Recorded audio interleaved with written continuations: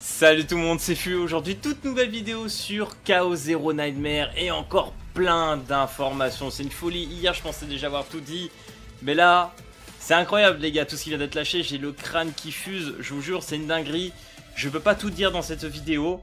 Il y aura d'autres trucs qu'on va exploiter après celle-ci. Parce qu'en vrai, je pense qu'en Corée, il doit y avoir déjà des tests. Je pense qu'il est en train de se passer des dingueries. Parce qu'on a plein d'informations qui est sorties. Je pense qu'on a su que 10% du jeu. C'est trop bizarre. Je vous jure, c'est une folie. Donc du coup, ce matin au réveil, j'étais très content d'apprendre que nous allons avoir donc la bêta qui est annoncée.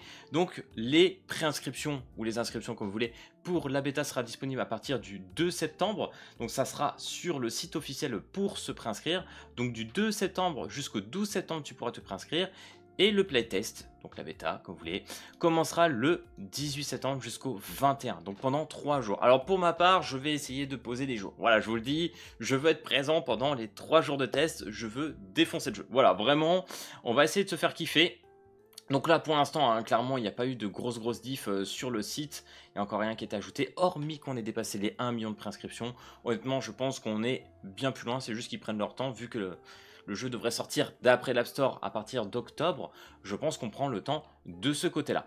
En tout cas, sur, bien évidemment, la page YouTube coréenne off, nous avons eu un petit trailer en plus, donc le tout début qui annonce les préinscriptions. Et maintenant, on a eu 6 minutes de gameplay. Mais honnêtement, c'est pas la seule vidéo qu'on a. Il y a des gens qui ont joué 1 heure, on a des gameplays de ouf, on a les invocations, on a trop de trucs. Bah d'ailleurs voilà, petite première d'invocation. Donc là, la bannière rouge, ce serait entre guillemets la perma sur le jeu. Ah bah c'est bien, voilà, comme ça au moins vous voyez à quoi ressemblent les invocations. D'ailleurs je crois que c'est un peu ce qu'on a vu dans un des trailers. Donc jusque là on n'est pas trop dépaysé. Donc là, petit drop sur Tressa, petit personnage 5 étoiles. 4 ou 5 étoiles d'ailleurs. Ah, 4 étoiles. Ok, Tressa et 4 étoiles. Très bien. On va regarder un peu après, hein, les gars. Je vais vous dire un peu tous les personnages qu'il y aura dans une des bannières. Donc voilà, pour ceux qui veulent aller voir, je vous mettrai en description la vidéo. Donc là, on voit un petit peu tout ce qu'au niveau de la cité, tout ce que tu peux craft, etc.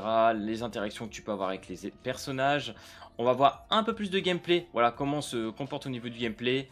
Ça, c'est plutôt cool, hein. J'ai appris beaucoup de choses, les gars. Je vous jure, j'ai appris beaucoup plus de choses que lorsque je parlais de mes interviews. Là, on voit vraiment plus d'informations et c'est vraiment insane. Donc du coup, les gars, on va pas s'attarder sur cette vidéo. Bien évidemment qu'on voit des SP, du gameplay, on en parlera sur une autre. Aujourd'hui, j'ai envie de vous parler des portails. Donc voici à peu près tous les portails qui seront disponibles. Une fois que tu auras fini le tuto, tu devras avoir cela. Donc là, comme vous pouvez le voir, on est actuellement sur la bannière jaune. Donc la bannière jaune serait la bannière débutante, standard, voilà, où en fait tu as 50 invocations et après elle disparaît.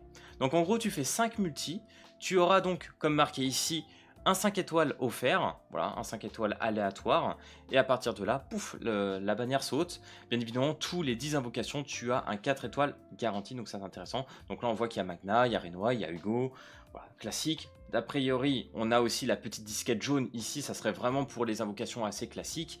On aurait les disquettes bleues pour les personnages rate up, qu'on verra au niveau de Haru après.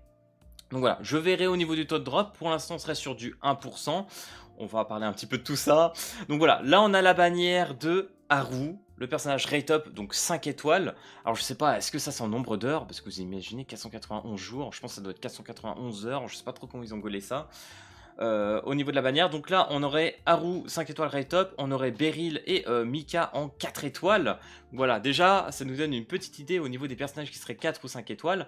D'ailleurs je vais vous le dire, en personnage 5 étoiles, donc bien évidemment on a le rank up sur Haru, on aurait Magna, Meilin, alors je sais pas trop ce qu'elle représente, je pense que c'est un personnage qui a été présenté sur les trailers, mais qu'on n'a pas encore trop vu, ne serait-ce que sur le site officiel, voilà, elle n'est pas encore trop décrite, il y en a deux un peu comme ça. On a Hugo de Stella Familia, on a Luke, on a Lynn, la nana à l'épée, Veronica de Stella Familia pareil, Kylon, alors pareil, je pense c'est la version de Keron, voilà, qu'on a aussi dans le jeu, qu'on a pu voir dans les trailers, on l'a vu dans un ticket, je pense que je vous le mettrai en image, peut-être les personnages qui sont un peu présentés. On a Calip, bien évidemment, Orléa, alors Orléa, je me suis dit peut-être que c'est un personnage partenaire, mais non pas du tout, d'ailleurs il y aura une bannière partenaire, les personnages partenaires, il y aura une partie obtenable gratuitement, tu pourras les farmer, il y a les personnages 4 étoiles, bien évidemment, partenaires 4 étoiles que tu pourras farmer, les 5 étoiles resteront invocables sur une autre bannière. Et bien évidemment Renoir.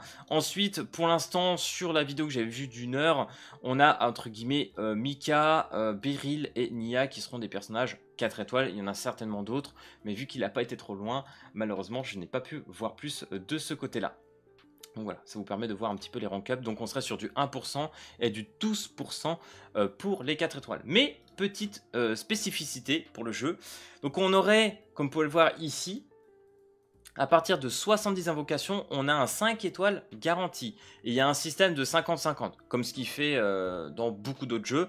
Donc ça déjà, voilà, c'est plutôt une bonne chose. On a quand même une garantie au bout d'un moment. Donc vous l'aurez compris, à partir de 140 invocations, si tu n'as pas eu ton personnage, tu le drops. Après, bien évidemment, tu as ton 50-50, donc c'est-à-dire par exemple, si tu fais 2 multis, tu drops un 5 étoiles et que tu n'as pas Haru. C'est-à-dire que le prochain personnage, par exemple, si tu vas à la 5e multi et que tu as un drop, c'est-à-dire que tu auras logiquement Haru à ce moment-là.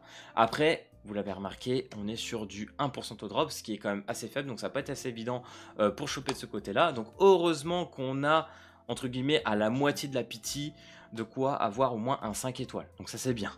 Donc bien évidemment, 70 invocations, 5 étoiles. Et pareil, à partir de 140, avec le personnage garanti, donc Haru.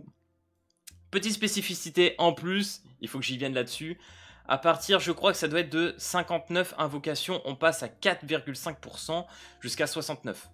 Donc en gros, tu dois avoir, peut-être que je me mélange dans ce que je dis, mais entre guillemets, tu as une multi où tu seras à 4,5%. Il y aura une autre multi à 120 ou je sais plus combien, pareil, où tu seras à 4,5%. Donc il y aura 2 multi-invocations où on sera à 4,5% de taux de drop sur la bannière.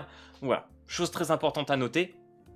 Donc entre guillemets, avant d'avoir ta 70, donc ton personnage 5 étoiles garanti, tu auras un 4,5% sur la multi.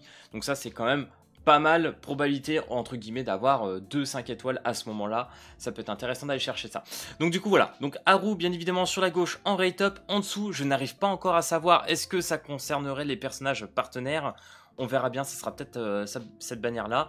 En jaune, on l'a vu, c'est la bannière débutant. Voilà, avec les 50 invocations. En rouge, on aura tout simplement la bannière perma. Voilà, où on t'invoquera en continu sur les personnages. Ça bougera pas.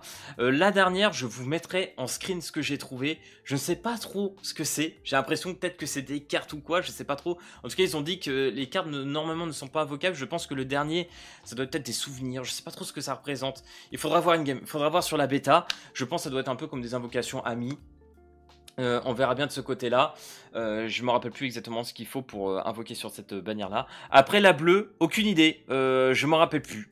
Je m'en rappelle plus. Ça a dû sûrement être sorti et leaké. Mais là, j'ai passé 1 heure. Il y a eu tellement d'informations, les gars, au niveau du gameplay, de tout ce qu'on a eu, que j'arriverai pas à tout retranscrire. C'est vraiment la galère. C'est la folie ce qui est en train de se passer.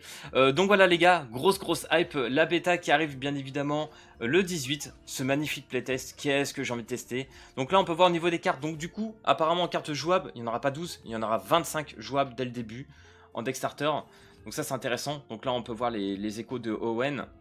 Donc il a dû rentrer en forme trauma. Non franchement les gars, j'ai trop envie de jouer. Putain là là, je sais pas s'il y a une petite spé qui est lâchée. Je crois qu'on a vu juste l'aspect de Tressa. Oh les animations sont folles hein. Les animations je vous jure, elles ont l'air vraiment folles. Ah j'ai hâte d'y être. J'ai trop hâte d'y être. J'attends demain les gars, laissez-moi le temps ce soir de réitérer un peu toutes les informations. Bah là d'ailleurs ils ont claqué un partenaire. Voilà, donc là, t'as un personnage partenaire qui a lancé une des compétences. Ouaf.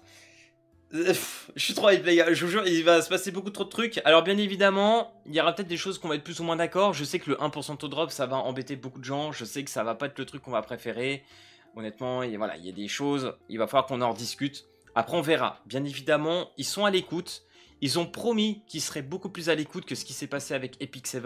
Donc ça, c'est un bon point. Ils veulent vraiment parler avec la communauté, etc. sur ce jeu. Donc on le note, on le prend. D'ailleurs, ça se voit parce que sur E7, ils sont quand même en train d'améliorer beaucoup de choses.